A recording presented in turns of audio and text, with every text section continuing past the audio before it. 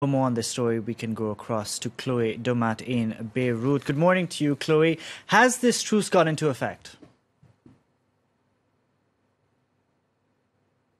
Well, the night has been relatively calm, according to our sources on the ground in eastern Ghouta. The shelling has slowed down, and the 5-hour daily truce announced by the Russians technically started about an hour ago this morning. The truce is supposed to allow for humanitarian aid to reach eastern Ghouta and allow for wounded people to be safely evacuated.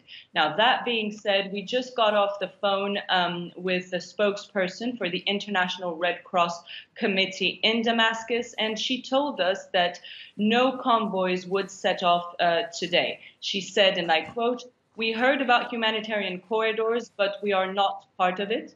Such things need to be well planned and must be implemented with the consent of all parties."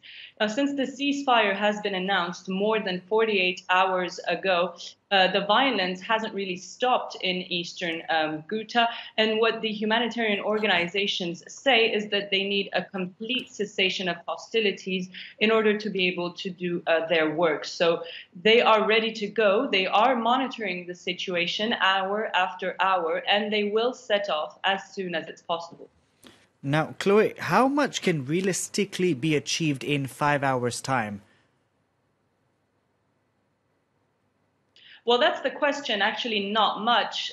We spoke yesterday to the three organizations who are in charge of setting up the aid convoys for Eastern Ghouta. So that is the United Nations, the Syrian Arab Crescent, and the International Red Cross. And what they say is that the Russian truce offers a little hope, but it also raises many, many questions, because what those organizations, and particularly the UN, have been calling for is a complete cessation of hostilities for a period of 30 days in all of Syria. And now what they are getting is a truce of 5 hours a day. So what really can be achieved in such little time? In fact, the spokesperson for the Red Cross Committee was particularly concerned. She was saying that usually it takes 10 to 12 hours to get an aid convoy from Damascus to eastern Ghouta, because you have to go through a lot of checkpoints, the roads are really bad, and then you need some time also to unload the trucks. So as we see it now, it seems that the conditions imposed by the Russians are somehow unrealistic. Okay, we'll see what happens. Chloe Domat reporting there from Beirut. Thank you very much for that update.